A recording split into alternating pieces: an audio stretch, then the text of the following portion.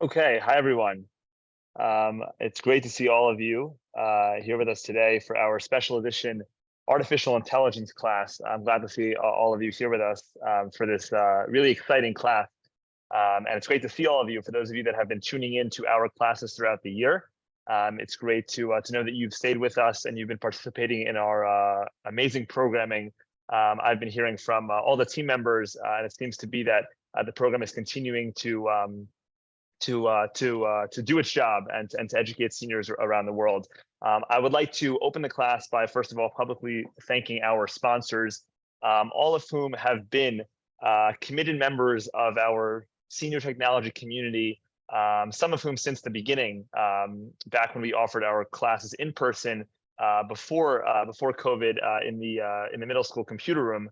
I want to thank Bernice Kahn, Karen Hart, Roberta and Kurt Stetson, and Marion Weiss for supporting the program and for being involved and allowing us to continue offering our programming to seniors across the globe. And hopefully many of you will take on this opportunity to sponsor classes in the future. This is what allows us to continue operating our programming. As you can see, for many of you here today, we don't charge anything for these live classes. We want to make sure these classes are available for seniors around the world, no matter what your financial situation is. So our sponsorships really help us continue to push out new programming and new content for all of you. Okay, as usual, I like to begin our classes by reciting our mission statement, which is that it is the responsibility of the younger generation to educate seniors about technology. The goal of our program is to cure the issue of social isolation within senior communities and to help seniors feel connected with this new world of technology. Our personalized classes strive to educate seniors on how to communicate with friends and family in the manner in which the world is accustomed to today, and how to use technological tools to enhance and simplify their daily lives. This has been our mission statement from the beginning. We believe it is the responsibility of younger people to step in and help out the older folks. And that's what we've been trying to do. We've actually been, for those of you that are new to the program, we've been running this operation for about 6 years now. We're reaching on the 6th year mark. Some of you celebrated our 5-year anniversary with us last year at the tribute event. And we're glad to see that many of you are still with us. And as you can see, our numbers explain the story fully. We've educated over 3,000 seniors up until this point in over 10 different countries. We're now in the 400s for the amount of classes that we've taught, and we hope to continue expanding, growing, and educating as many seniors as possible around the world. One more quick announcement before we dive into artificial intelligence. We offer 2 professionally recorded classes in addition to these spontaneous live classes. Many of you on the Zoom today have taken advantage of these classes and have enrolled in them. This is the premium aspect of our program, where you're able to take a full 10-lesson course that nails down every single component that you need to know regarding computers and smartphones in the 21st century. We have two levels. We have a basics class and an advanced class. I always recommend starting with the basics class, no matter how much knowledge you think you do have, because it really does an awesome job at breaking down all the different pieces. And those classes, because we recorded them professionally, do have a small fee of $7.50 for each class in the basics, totaling $75 for all 10 lessons. And for our advanced class, it's $10 a class, or total $100 for all 10 classes. For those of you that have not yet signed up for these classes, I really encourage you and recommend that you check these out, see if it's a good fit for you. If you're unsure whether or not you will benefit from the class, please feel free to reach out to our email address, which I'll put on the screen in just a second. We're happy to answer any questions. Both these classes are taught by me. And I think for those of you that have not yet enrolled in them will truly benefit. So please check these out following the class. As I said, our email address for all questions, concerns, and anything relating to this program, you could send a message to info@mittlerseniortech.com. Any email you send there will be answered usually in a matter of 24 hours by a member of our team, hopefully directing you to the right category or whatever it is that you're requesting. Also, for more information, if you want to sign up for classes, etc., you could visit our website, mittlerseniortech.com. Okay, that's all my intro announcements, and I want to get straight into the material today because we do have a lot to get through, and hopefully in the next 50 or so minutes, I'll be able to take a topic that is very, very new in the world and explain it to you in a way that makes it a touch bit simpler. This is a topic that is being discussed in almost any newspaper. You find a newspaper on the street. There's a very high chance that you will see the term AI somewhere in it. It is a technology that is very, very fast and is developing very, very recently. So it's something that I'll just announce at the beginning. I am no expert in this field. This is a new technology. I am learning it the same way you guys are now. I've taken some time to study it on my own, but it is a technology that I'm going to inform you I am not the expert in, so you shouldn't rely on me fully, but use this as more of an introduction and a step forward into the world of AI. Also, as many of you know, this is our first time teaching this class, so hopefully we could generate the lesson here and develop it into something further. I do recommend that you keep your mouse over the unmute button for today. You can stay muted when you are not talking, but I'm going to try and make this an interactive class. So for those of you that are willing to participate and interact, please have your mouse over that unmute button. So when I do ask for some audience participation, you have that ability just to unmute there. If you have any questions throughout the course, please just tag them along into the chat option, which you'll find at the bottom of the screen. Depending on how relevant it is, I might address it here. If I don't address your question, you're welcome to email us afterwards. We're just very short on time, and we do have a lot of people here. But feel free to tag those questions in the chat. Okay, so the first question I want to pose to all of you is this term artificial intelligence, or for short, and I'll be referring it to throughout this class, is AI, A for artificial and I for intelligence, is, like I said, a very new and crazy technology. And it's something that has been around for quite a while, except that recently in the past year, the technology has picked up its pace in terms of development and usefulness. It's been a term that has been existing for a while, as I said, but just recently has really expanded and become kind of the talk of the town, as I want to call it. So the first thing I want to start with is I just want to ask maybe one or two people to share what you simply know about AI. I'm curious to hear what it is that you have heard about AI or you've read about AI. If there's someone that is willing to share just maybe one or 2 points about maybe a place they've seen the term artificial intelligence or something they've seen on TV. If anyone's willing to share a piece of information, you could either raise your hand or just simply unmute. I'm happy to hear from one or two people. The question is, what do you know about AI? Who wants to take this question?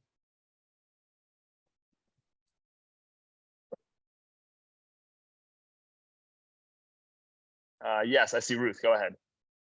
Well, I'm hearing negative things about it, actually, that it's very scary, it's very concerning, and the information given is not accurate. So one has to be very, very careful.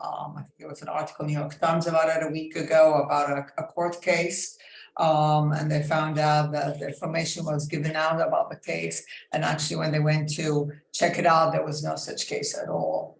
So that's what I know about it. One has to be very careful.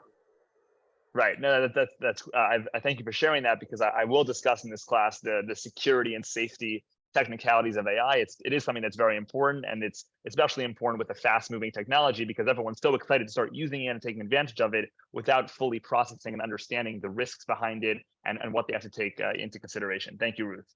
I see Barbara. Go ahead. Well, when I wanted to, or thank you, first of all, when I wanted to unsubscribe to a site, the response was contact AI, and it didn't give me any directions. That's actually quite funny. It's like contact. Yeah, I don't know. Right. Yeah, no, AI is definitely not something you can contact. It's more of a technology base. But yeah, no, that's very interesting that you received that sort of response. All right, anyone else want to share maybe one more thought regarding what they've heard or what they know about AI before we get started? Hi, this is Roberta. I read that some students in colleges were having AI write their papers for them. So I have a question. Does that mean that the professor receives 4 of the same papers? That's an awesome question. I'm actually gonna hold off on that and I hope that in the next 50 minutes you'll have more clarification on how that works. But no, it's a very good question. Okay, thanks to all of you that shared. I just wanted to get kind of a baseline for what it is that you've heard and what it is that you know, and you actually answered it similar to what I've expected about security and safety issues and what exactly and how it works to use it to your benefit without seeming like you're just copying from this site that who knows where it's coming from. So I think just to start off the lesson, let's take what makes up artificial intelligence. So it's made up of two words. We got artificial and we got intelligence. Now, if we just take the simple dictionary definitions of what the words are, if we look at the word artificial, what in common language, artificial usually means something that's made by man, right? Not something that's created naturally, but something that's made or produced by a person rather than occurring naturally. And then we have intelligence, and that's basically the idea of using your brain to learn, to reason, to understand, and to problem solve, right? That's if we just take those two words alone and we define them, that's how we commonly refer to as artificial and intelligence. And if we put those two words together, you could begin to understand what exactly artificial intelligence were to be defined if you were to put it into one sentence. If you were to ask me to define artificial intelligence, not into the challenging words, but just in one simple sentence, I would probably say something like this, which is that it's a machine's ability to perform the cognitive functions we usually associate with human minds, intelligence demonstrated by machines. So to break this down a little further, basically what we're doing is we're taking computers, which are, you all are looking at a computer right now. You all have computers in your pockets. Those little smartphones are computers. Those TVs that you look at, those are all forms of computers. And what we're doing is we're taking those computers and we're trying to put some sort of brain in those computers that's able to act without being fed each piece of information. And that's the idea of being intelligent. Us as humans, we're able to use logic, we're able to use reasoning to make choices and to make things happen without being directed every single little thing. And that's one of the amazing things about AI. One more point about just the standalone definition is that it basically what it does is it combines computer systems like the tech side and data sets and all those kind of coding behind the scenes tasks and stimulates human intelligence. Obviously, computers don't have the actual intelligent abilities that humans have. That we all know, and that at least for the time being won't change. But these computers themselves, we're trying to give them the ability to stimulate it. We're trying to give them the ability to replicate it so that we're able to interact with a computer in this artificial intelligent way where it feels like we're talking to a human, right? And that's the whole point of this technology. Now, one more term I'll present to you is the term of machine learning, which has been around actually a little bit longer than artificial intelligence. It's actually a subset of AI. AI is the broader umbrella category. And within that umbrella, we have machine learning. And machine learning, what it does is it refers to the technologies that are powering AI to identify patterns. And the way I'll explain that is in this analogy, because I think analogy is usually how we like to think of things best. And I'm going to talk about just a kid that is learning to ride a bicycle. So I'll have all you kind of close your eyes and think back to the time when you first learned how to ride a bike. I know I'm sure many of you have done this. And if you just recall that feeling of being overwhelmed by, all the things you had to keep in your mind, where to keep your hands, where to keep your feet, where to look, when to hit your horn, all this stuff. And I bet that if you were to think back at it, you would have trouble being able to recall all the rules, even a few of the rules that went into achieving it. What speed to pedal, what to do with our body parts, the type of road you were on. I can go on and on and on. And the reason why you're unable to kind of recall to me, step by step, all those rules, even though many of you know how to ride a bike, is because your brain does a really good job at observing more than you're consciously aware of. When you're riding a bike, you aren't thinking about putting your right foot here and your left hand here and turning it and looking right and doing all this stuff, but rather this stuff is naturally happening. Your brain is naturally telling your body to make these choices without you being aware of everything. And it would be pretty impossible to even make those choices on the fly if you had to think about them, as you were doing it. You really wouldn't be able to respond in time. Ultimately, what's powering these decisions is intelligence, real or artificial. That intelligence is being able to behave in a way that achieves those right results without necessarily knowing all the details of why and all those rules. And I'll even explain it even further. Years went by, and you then, many of you had children, and you had to teach your children how to ride a bike. And then when they ask you, how to do this, you then thought back and how are you supposed to explain it? It seemed confusing. How do I explain to someone how to ride a bike? I just do it.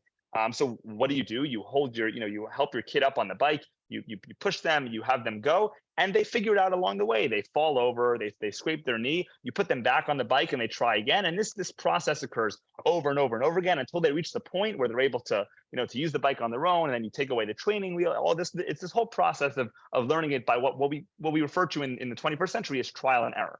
It's this process of going back and forth and trying something over and over again until we get it.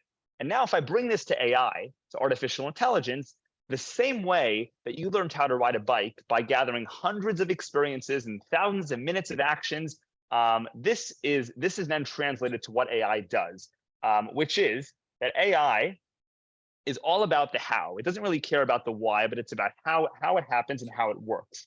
So I'll explain this a little bit further. The way you did it with a bike is in the case of falling down and scraping your knees, but in the case of AI, it's actually done by running millions and millions of trials and simulations. Well, I'm sorry, I have a class here on AI. Are you being sarcastic? Yes. Sorry about that.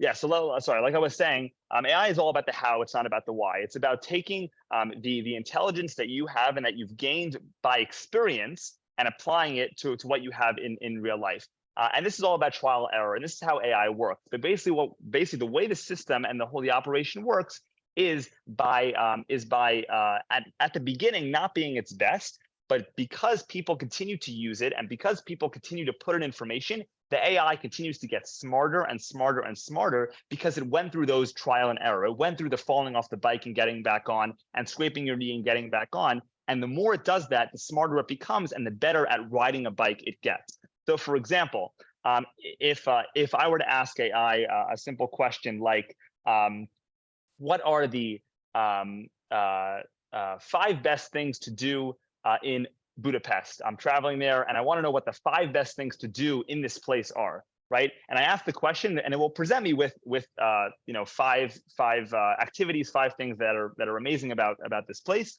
Let's say I have this other article that says 5 totally different things. And if I respond to the AI and I say, you seem to have forgotten, X, Y, Z, or I think X should definitely be put on this list, then when you respond to that, then when person B asks that question 1 week later, what's going to happen? Well, AI had that bump, it had that mistake, and it got smarter. And now when that person asks that same question, what's going to happen? Well, it's going to be presented with a slightly different answer that has been adjusted based on what you responded to the system.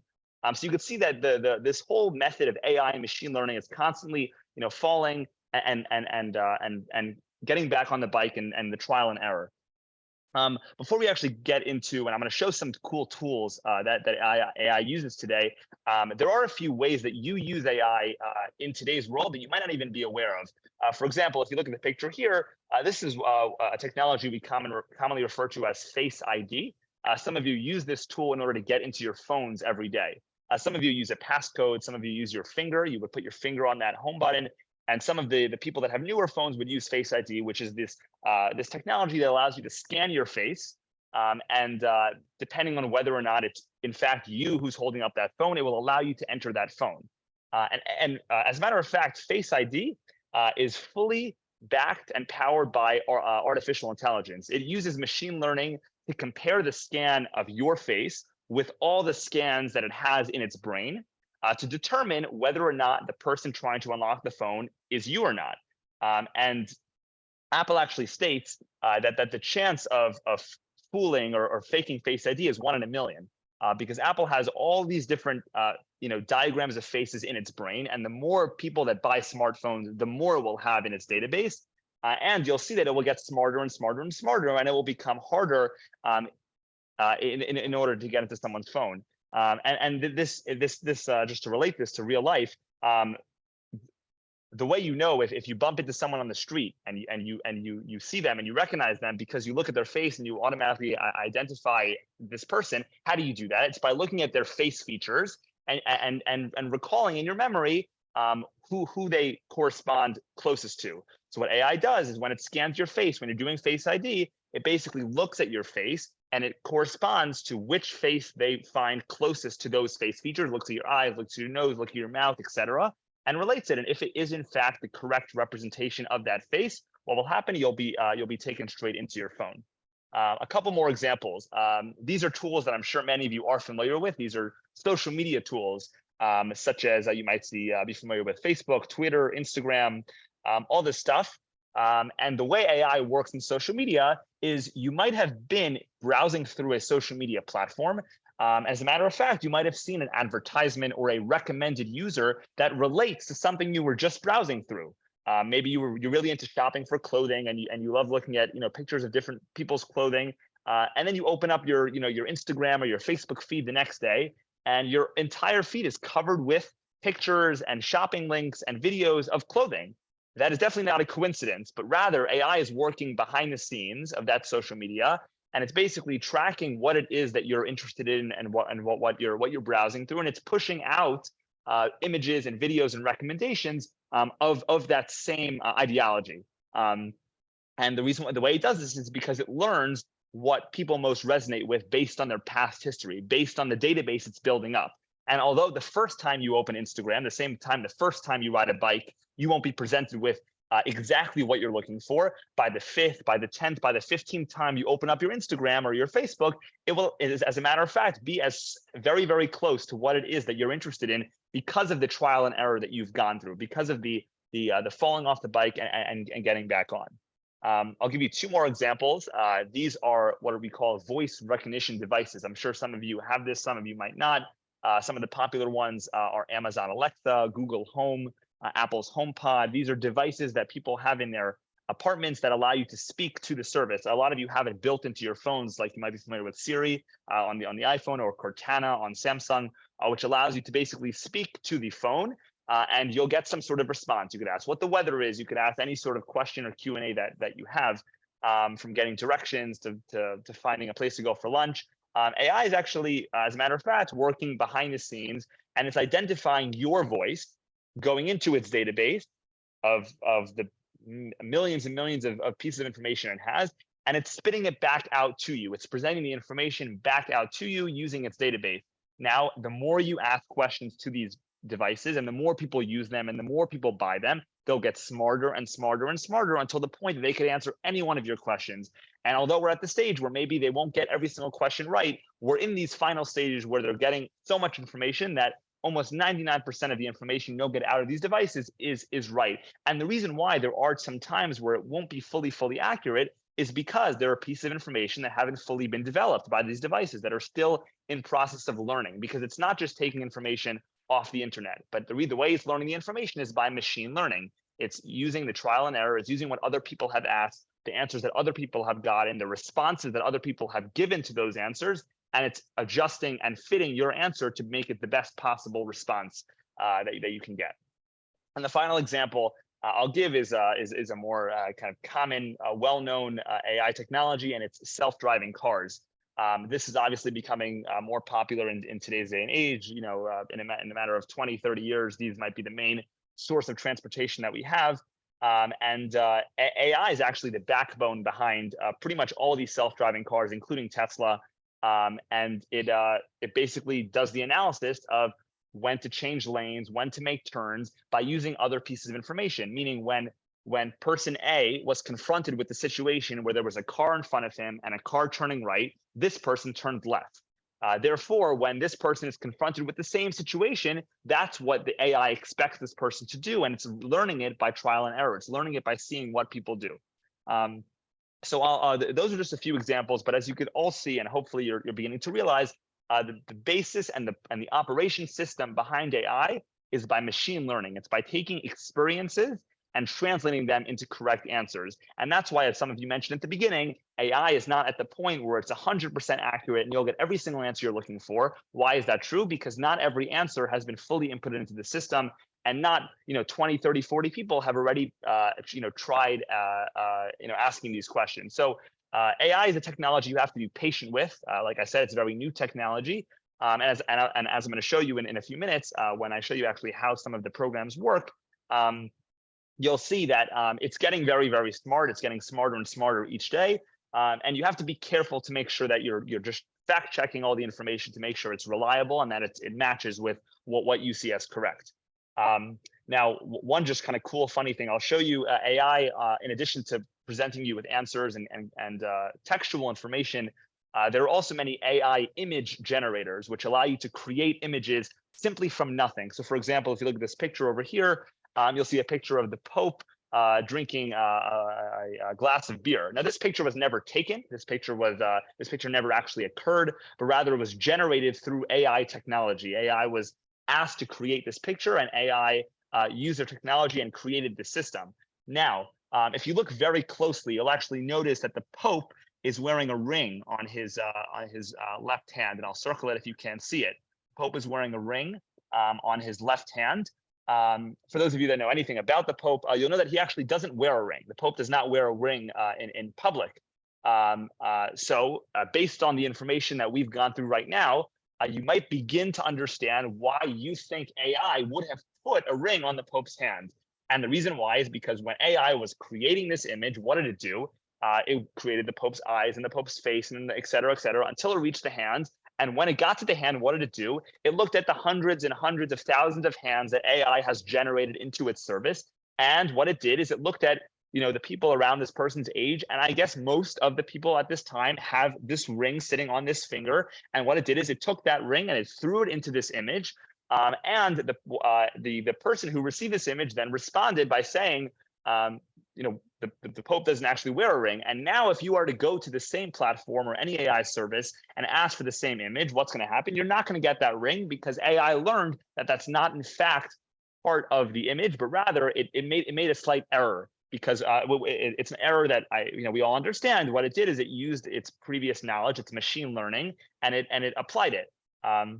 So these are things you have to be careful with. Obviously, this is not such a big deal, but I wanted to point it out to kind of show you where these things could fall apart. And I'll just make the point even clearer. Whatever it is you're using for AI, you really must be careful. As many of you said before, it's very important to reread things and not to just throw something into AI, then copy it and paste it into whatever it is that you need the tool for, and hoping that it matches perfectly with what it is that you're looking for. But you should definitely be careful with AI, and honestly, that basically just means reading it over. I would say that AI is reaching a point where almost 95+% of the things that you're going to get out of AI is in fact true, but there's definitely thought in checking it over and making sure everything is right. Okay, before we get into one of the most popular tools of AI, which I'm sure many of you heard of, is ChatGPT, a tool that we're going to look at pretty closely today. There are just a few benefits. Obviously, in addition to all the negatives and the risks of using a tool like AI, there are a few positive things that AI does offer. The first thing is business efficiency, and what I would say this refers to is now all these different boring tasks that people sit in an office all day doing, time-consuming things, repetition, creating graphs, creating Excel sheets, all this stuff. AI could actually do 99% of this stuff for you. AI hasn't been developed, to the fullest extent that it could do such challenging things beyond kind of repetitive tasks. But AI is a tool that you should really be taking advantage for if you want to do some, when you're doing your tax reports or when you're filling out, certain repetitive boxes or putting your name in something. And there's a long list of things that would fall into this category. But the point is that AI has become very, very good and efficient at doing time-consuming tasks that it just makes sense to use AI as opposed to taking a human and having him or her sit for hours and hours and hours doing something that could be done in a matter of seconds. In terms of customer satisfaction, people seem to be a lot happier because all their services and their products are more personalized and tailored to them. For example, Spotify is a music listening service. Some of you might use Apple Music or Pandora or even the radio. But what Spotify does is it uses AI to recommend music tailored to the listener's taste. And this is something that customers would love, because as opposed to having to go through all the different songs and artists, they're able to just simply open up their device and already see what exactly they want to listen to, which is awesome. And it's something that people are very excited about. Customer service. Customers in the world expect to be answered every single question they want 24/7, to know exactly what it is that they have and answer all their questions. And more companies are beginning to use AI, and specifically AI chat boxes, which is what ChatGPT is, which I'll present in a second. But it allows you to answer questions and get your questions answered much quicker.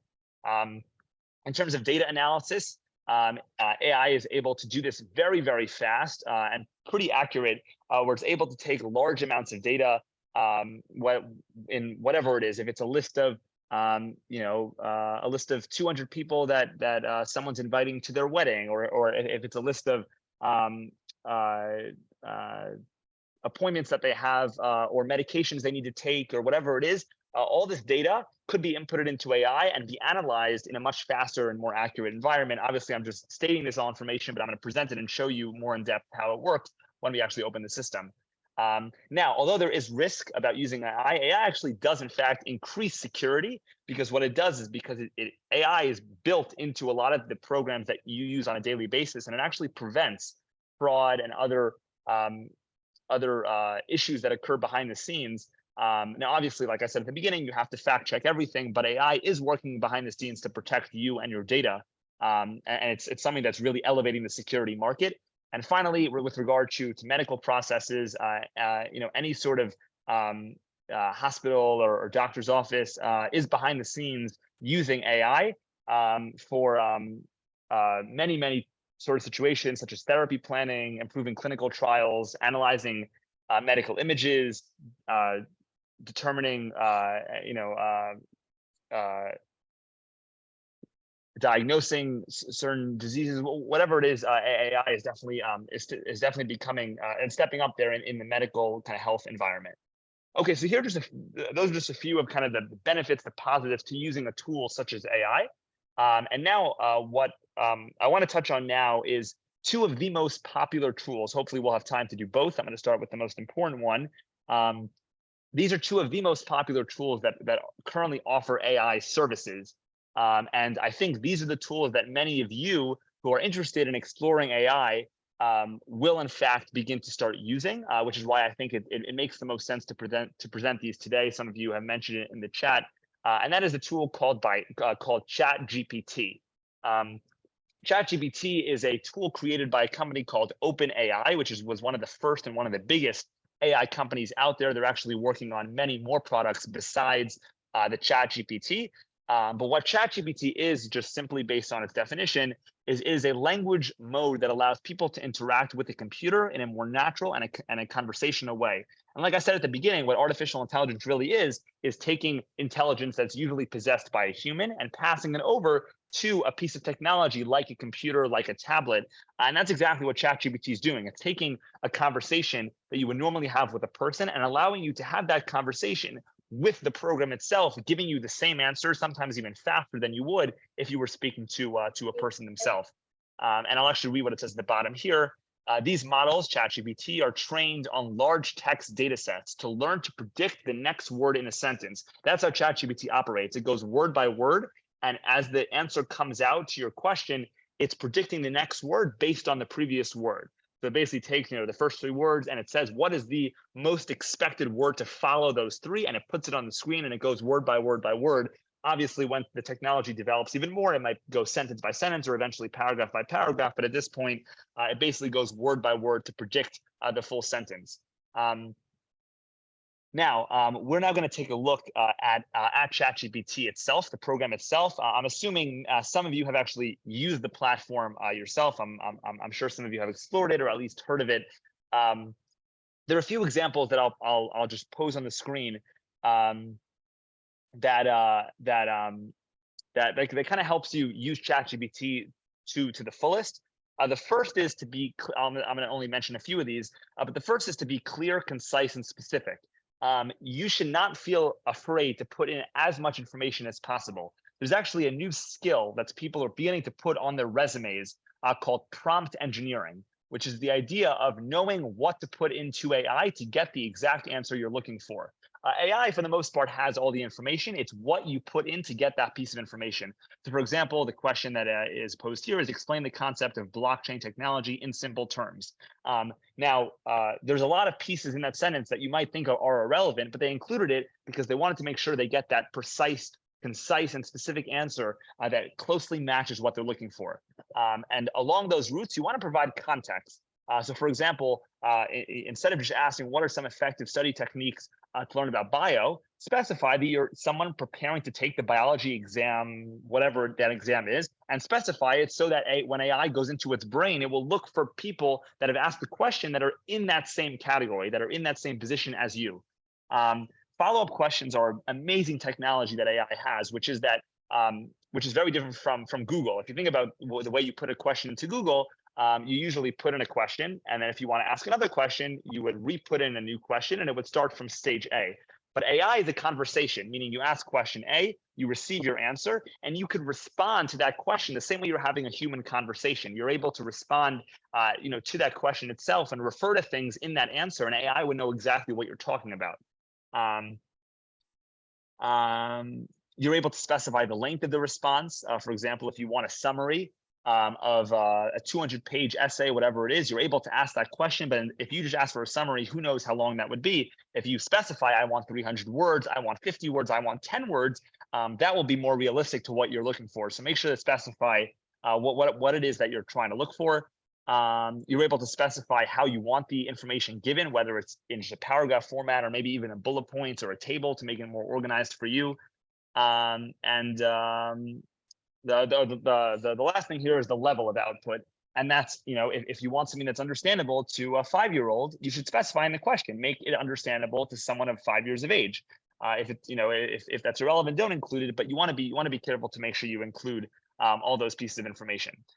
I'm going to pull up now ChatGPT, the platform, and we're going to take a closer look at it. Give me 1 second. Let's pull it up.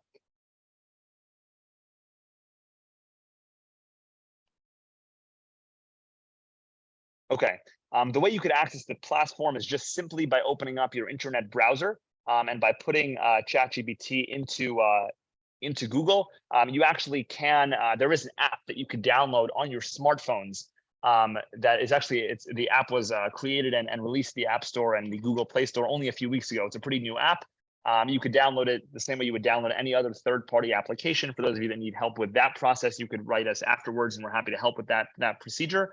But you could simply just get it by opening up Google, putting in ChatGPT. You could even put in OpenAI, and usually that first link you'll see introducing ChatGPT. I'm going to go ahead and tap on that. This is what that main homepage looks like. And the way you're going to actually access the platform itself is by clicking on Try ChatGPT, which you'll find towards the bottom left of the screen. You're going to go ahead and tap on that. And you know you're in the right place when you see the phrase, welcome to ChatGPT. Now, at this point, ChatGPT is a free service. It's not something you have to pay for. It's a service that you're able to use and take advantage of for as much time as you want for free. Now, as I said at the beginning, I'm not an expert in this field. Who knows what it's going to be in a month or 2 months from now. They might eventually start some sort of subscription. I know there is a ChatGPT Premium now, which is allows you to get your responses at a faster pace. But for most people, that subscription is not necessary. But who knows in the future, whether or not there'll be a fee for the service. But the one thing they do require you to do is to have an account.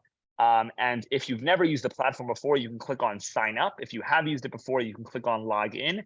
Either way, when you tap on the option, you'll be given an option to continue with Google, which allows you to just simply use your Gmail account to sign in with it. If you don't have a Gmail account, you could just go ahead and put in your email address into here. They won't ask for much more information, but rather just to put in that email address and to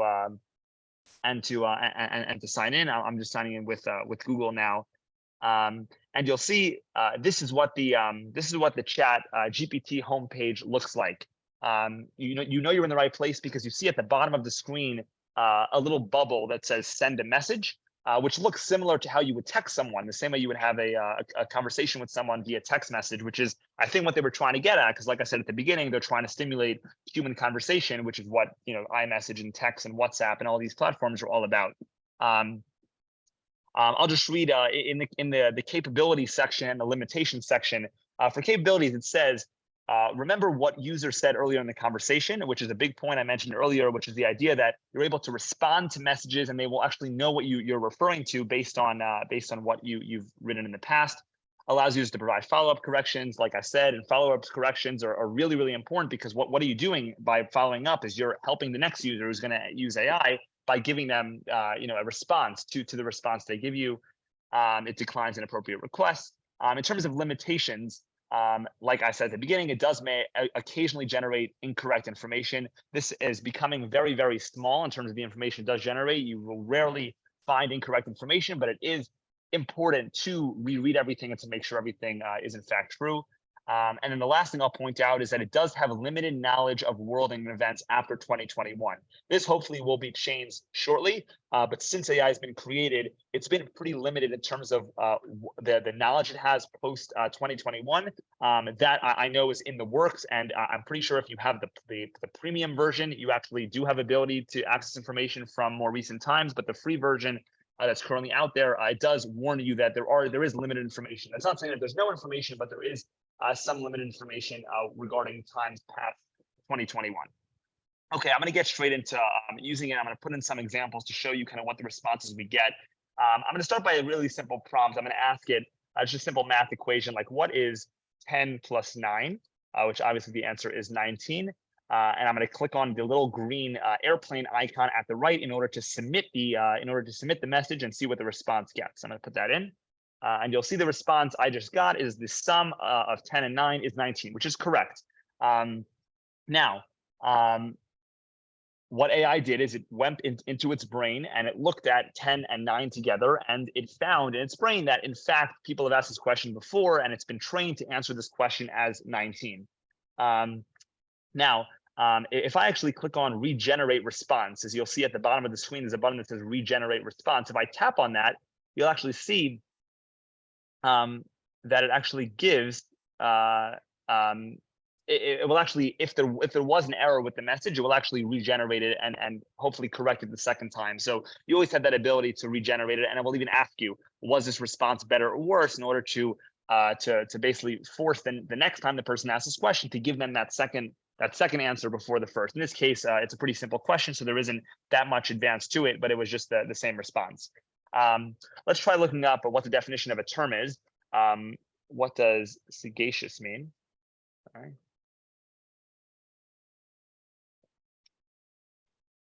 And it will answer this question. You can see what it's doing is it's going word by word, and it's, like I said, it's inputting the word that comes back from behind it. It says the word refers to someone who is wise, discerning, and has good judgment. It describes an individual who possesses keen mental perception and is able to make sound decisions based on deep understanding and insight. Now, up until now, I don't expect you to be super impressed. Why? Because these are questions that you could put simply into Google, right? These are questions that if you were to put into the Google system, usually would give these sort of answers. Even if I put in something like, what are synonyms? Now, here's the first thing that I'll show you that Google can't do, which is, if you were to put into Google, after finding out the definition, the 3 words, what are synonyms? What are you going to get? You probably will get what the definition of synonyms are. I'll show you. If I pull up Google and I ask the Google question, what does sagacious mean? Right? It will give me my answer, which we got. And now if I change the question to what are synonyms, it's not going to give me synonyms of that word, right? Because Google doesn't have the power to remember or recall those previous responses, but rather AI, if I ask what are synonyms and I hit enter, what's going to happen? Well, it's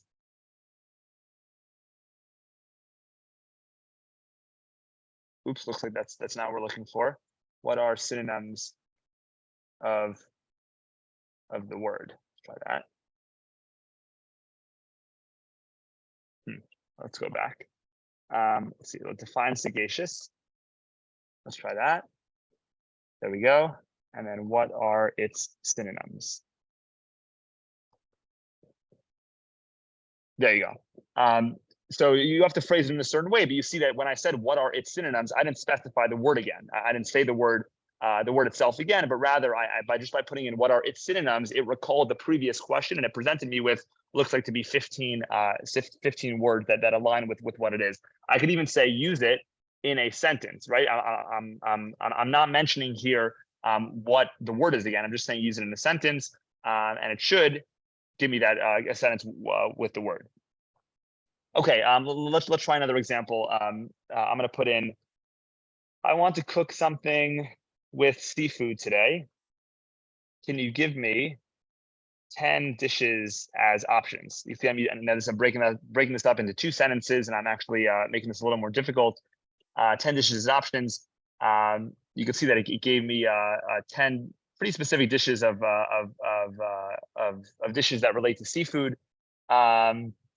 Now, here's where we begin to get pretty advanced. If I say something like, can I have a shopping list for the first 2 options?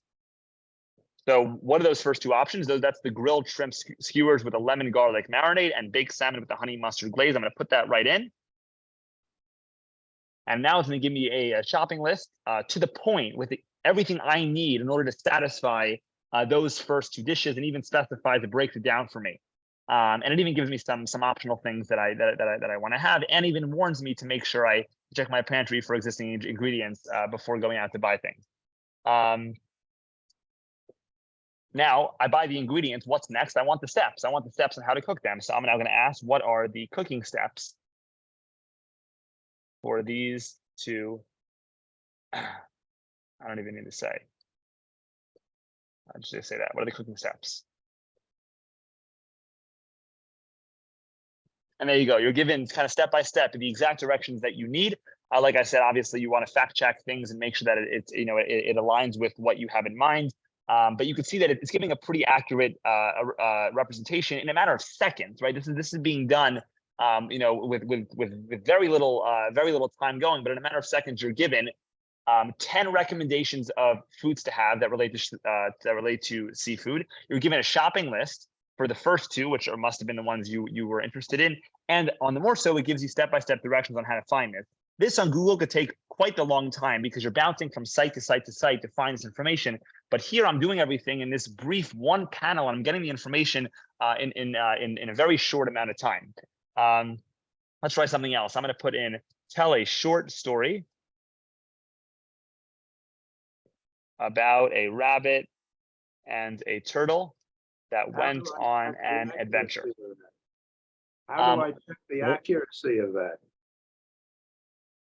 Yeah, so I mean, like I said at the beginning, you obviously have to, you should fact check things, which means browse what you already have, the information that you have. This sort of information you can count on, right? This sort of information is a direct pull. It's a direct pull out, a retraction from a database that AI has generated.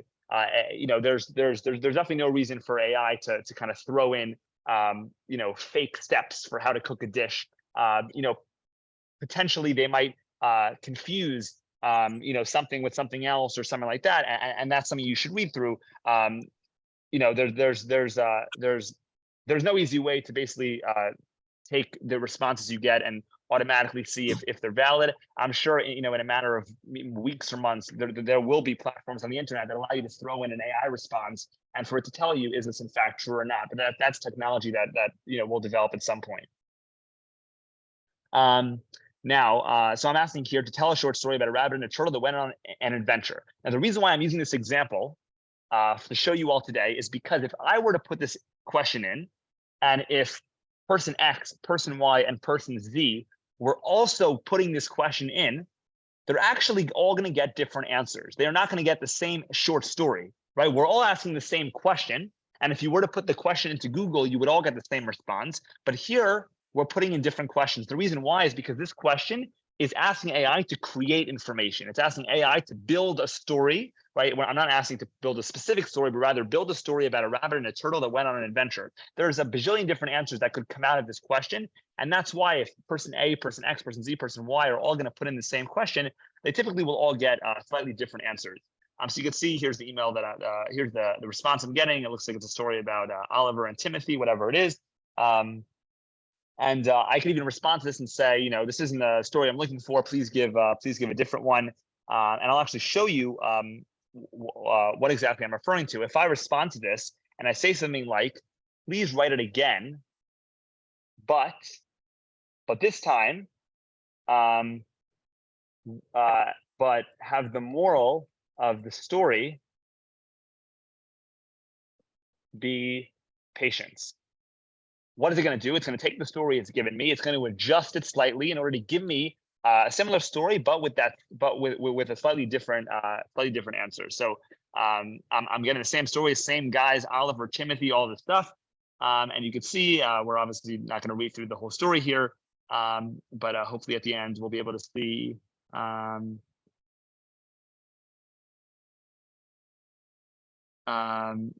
You can see, right, the moral of the story is patience. Over here, Oliver, who was initially valued speed above else, discovered the power of patience. And you can see that it basically pulled in the theme that I asked it. Just simply because of the response I get. Now, I'll add one more response to this. I'll ask it to add a joke to the end of the story. You can see that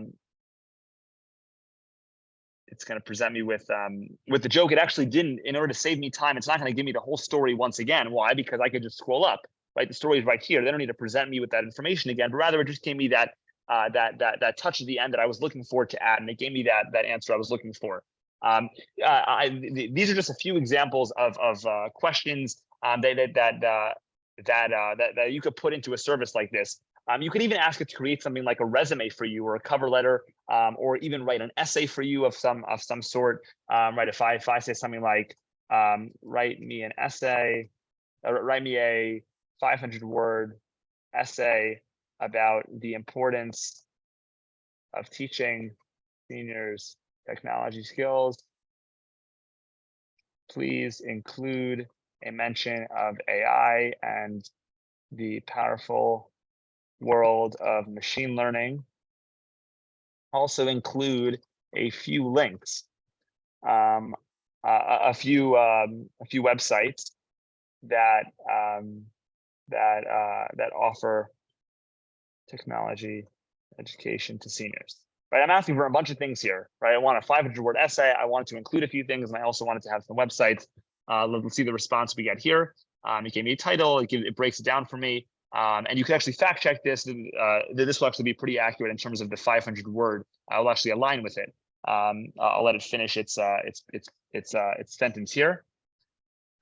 You can see it mentioned AI and machine learning, which is exactly what I'm looking for. And at the end, perfect. What did it do? It gave me some websites, which is exactly what I asked it to do at the end of it. So AI is pretty accurate in terms of answering what you're looking for. If you ask for links, they'll give you links. There's never going to be an answer that won't give you what you're looking for. But like I said at the beginning and multiple times throughout the lesson, you do have to fact check and make sure that you check everything. And usually at the end of a lot of AI responses, it will say, you know, we are an AI tool, and you should definitely check over things and check some other sources. Now, I'm actually going to show you something really cool. I asked for this to be in 500 words. I'm going to say, please shorten this to 30 words. Let's see how it does that. And you could see that it took 500 words and it shortened it in a way that included everything I asked for. It included the website, right, that I thought were important to include, and then it mentioned AI, right? It still included the things I asked to mention. Let me even say, try 10 words. And you can see the shorter you shorter, you know, it will continue to get. Now it's only one sentence, but you can see the power of using numbers in order to ask for responses. I could say something like, explain. Here, let me say something like, explain in one sentence what a senior citizen should know about AI. Seniors should know that AI is a powerful technology that can enhance daily life through smart devices, personal recommendations, and improved healthcare. Now watch this. I'm going to say, explain it in words that rhyme. Quite tricky, right?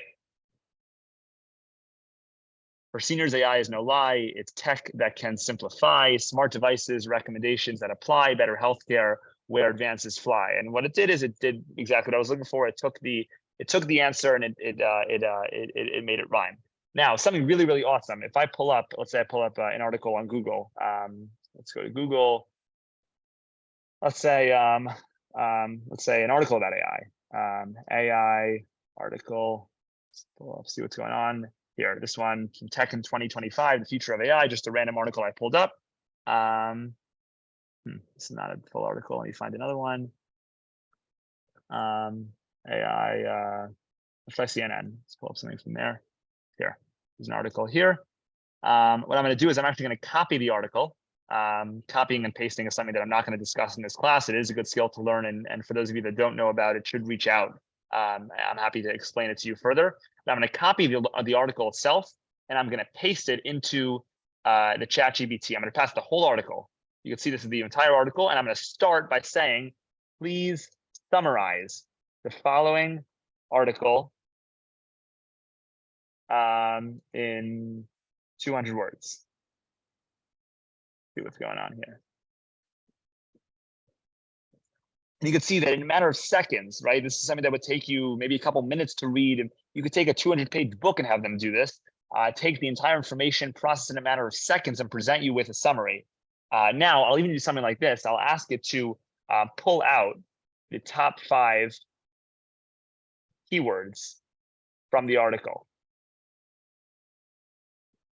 And you can see that it pulled out the 5 keywords that were mentioned a lot. This is all helping you able to generate and process information and read things and learn things in a much faster environment. It's a really amazing, it's an amazing tool. Now, one of the last things I'll show you, I know we're very short on time. I'm going to explain the article again, but do it like I'm a 10-year-old. Let's see how it does that. There are pictures and videos on the internet that can be made by special computer programs called AI, and you can see that it simplifies it. It simplifies it much shorter. And how about this? Let's try like I'm 5.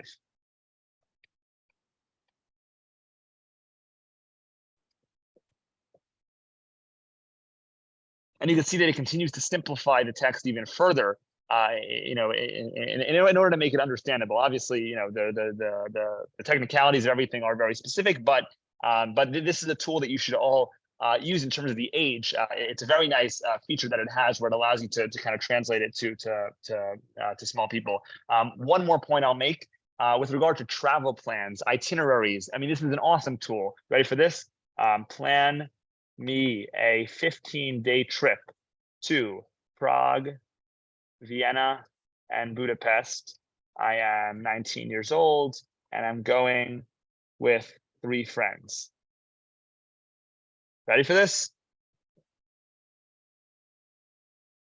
Oops, there we go. It then breaks down day by day.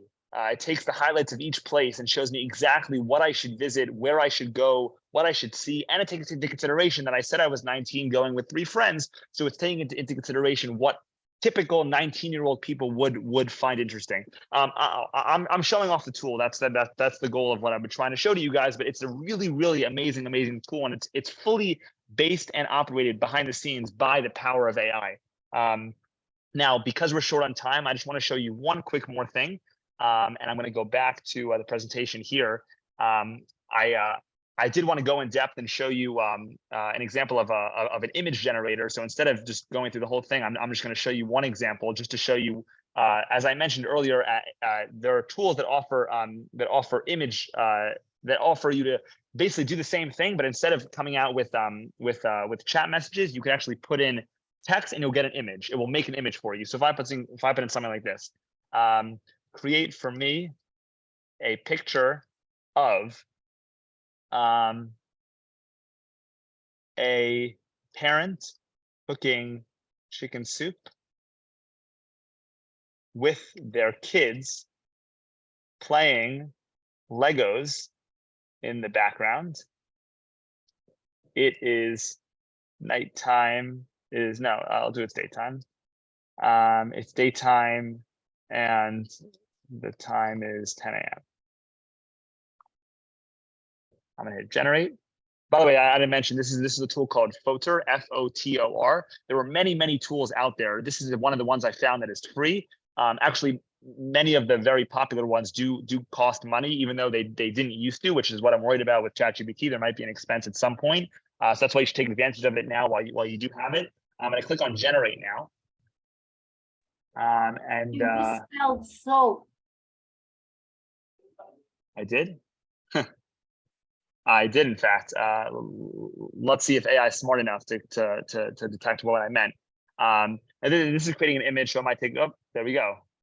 Okay, not exactly what I was looking for, but it looks like we got some Lego characters making chicken soup. It looks like it's daytime. You see the light. Not exactly what I had in mind, but you can see that it seems pretty good for an AI created thing. Let me try once more. I'm going to ask it to create a. Does anyone have a recommendation of something that I'm going to put in?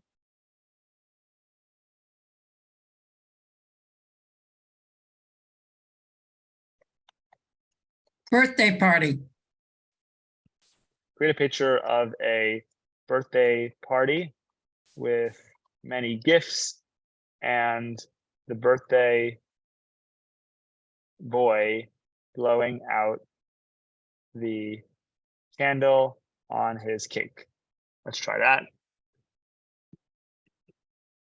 Oops. And now I have to pay. Manhattan. Yeah, so with alert. yeah. So actually, what I'll point out, which is good, it came up here, is that some of these free services give you what they call credits. So they'll give you like 4 or 5 tries to use it, and then we'll eventually begin to charge you for the service. So you kind of have to play around and find one that was able to give you one. I was like this service Fotor I was able to find is one that offered me a few free credits, so I was able to use it. ChatGPT is fully free. You're able to use it to the full extent without paying any sort of fee. Image generating is a little trickier, and a lot of the services do charge a small fee. You kind of have to play around with it and find it. And if you are looking to try something out, I would recommend Fotor because they do give you 5 credits. I actually used a few before this class, so that's why I only had one left. Okay, AI is a very big topic, and there is a ton of information that I'm able to present in if I were to sit on the Zoom with you guys for much more time. But we are actually a little over time, so I do want to just present some closing points. I ask that everyone does stay on the Zoom until for the next 2 or 3 minutes until I wrap up here. First thing I want to do is this actually concludes our 2022 to 2023 semester. For those of you that have been keeping in the loop. This is the end we run our semesters by the school year. So since the end of the summer, we've been operating in, like I said, 10 countries around the world. We've offered 20 classes, received over 3,500 views from seniors all across the globe. For those of you that have been keeping track of our Tech Tip Tuesdays, it's a service that we hope to continue providing to you. They're short little clips that we send out every Tuesday. We actually we didn't send one out last week because I wanted everyone to focus on this class and the marketing for this class, but those hopefully will come back very soon. We've had over 15 sponsors, and like I said, we really appreciate it. It's how we operate our program, and we hope that many of you that have not yet taken advantage of that opportunity will be willing and offer to sponsor classes in the future. All you have to do is send an email to info@mittlerseniortech.com. In addition, more of the behind the scenes work, we actually have 5 new partnerships with nursing homes and senior centers across the world that are offering our classes personalized to their senior citizens, and we hope to grow that. If you are affiliated or know of any senior centers that would be willing to partner with us and offer our classes to its members, please feel free to share the information and to let them know about the classes. I'm not sure if these 3 people are on the Zoom now, but I wanted to give a quick shout out to Sophie, Rebecca, and Sophia, who are 3 of our team members that are actually graduating the team this year. We had a team of over 25 high school teams and college students that were running the operation. As many of you know, I was in Israel this year, and I'm heading back to New York actually tomorrow. I've had an amazing team of over 25 teams that have been running and operating the program while I've been here. And these are actually 3 team members. Sophie was our operations manager, Rebecca, graphic designer, and Sophia Walters, who worked very closely with me as our assistant director. 3 people that have contributed tremendous amounts of time to the program on a fully volunteer basis. And I just want to thank them publicly for services they provided and for dedicating the time that they did to Mittler Senior Technology and to educating our amazing seniors all across the globe. As I mentioned at the beginning of the class, we have 2 outstanding professional courses that we offer. We actually recently redesigned these classes, so even for those of you that have tried them out before, they've been totally redesigned in a way that is very user-friendly and self-guided. And I encourage everyone to sign up for one or even both of these 2 classes. Like I said, I recommend starting with the basics class and then elevating to the advanced at the very cheap price of $75 for all 10 classes. That's $7.50 a class. Our advanced computers is also for $10, but it evolves into $100 for all 10 classes. We also offer financial aid for those seniors that don't feel they're able to pay for the classes, because we want to make sure that every senior around the world has the ability to take advantage of our programming. So please visit our site, mittlerseniortech.com, to read more about our classes and all our offerings. I'll have the link on the screen at the end of the class today. Please feel free to browse through all our services. These are our 2 main platforms. And please send an email if you're having trouble setting up with any of these classes or you need help getting started. We're happy to help out and to even set up a private Zoom call with you or a phone call to help you get started with one of these classes. I strongly urge it. I'm teaching both of these classes. I recorded them professionally in a studio, and it takes you from knowing very little technology knowledge to becoming a real expert, both in the basics and advanced classes. Okay, just finally, as I said at the beginning, we are a service that we don't charge for a lot of our free programming that we offer monthly. Our Tech Tip Tuesdays are coming to your email every week for free. We have classes 1 to 2 times a month that are fully free to all seniors. And the way you could support us and support our mission is firstly by purchasing one of our 2 classes, the Computer Basics and Advanced Computers classes, which I strongly urge you to do, not only because it supports us, but because it will be a class that hopefully will stick with you forever. And what's nice about the class is when you purchase it, you have access to it forever. You obtain access to the courses, the videos, the homework assignments for forever, and you have it. You could contribute to our financial aid program, which allows seniors that are unable to purchase some of our classes to in fact take advantage of them, which you could contribute to that. You could sponsor like Bernice, Roberta, and Kurt, and Karen and Marion did today. You could sponsor any of our upcoming classes just by sending us an email or even a Tech Tip Tuesday. And finally, for those of you that are unable to pursue any of those 3 options, just by spreading the word, telling your friends, telling people about our program is in fact doing us a big service and bringing seniors into our mission statement, because in reality that's what our goal is from the beginning. It's taking seniors from around the world, bringing them into the world of technology and educating them on the powerful world of technology, which as we did today, we even introduced you to one of the new technologies of artificial intelligence, and to pursue any of these options, we have our link at the bottom of the screen. I want to thank everyone for joining us today and for participating in the Introduction to AI class. I'm going to leave this on the screen for a few minutes. There's our website with all the information, as well as our email address where you could send any questions. If you have questions regarding this class that we were unable to answer, please feel free to send them there. It was nice seeing everyone today. I'm glad I was able to run this class and to see all of you. Some of you I haven't been able to see for the past year. I hope we're able to continue offering our programming, and please stay in the loop. You'll be receiving emails and messages and many communications from us in the future about future programming. Thanks so much for joining us, and have a good start to your summer, everyone. Bye-bye. Outstanding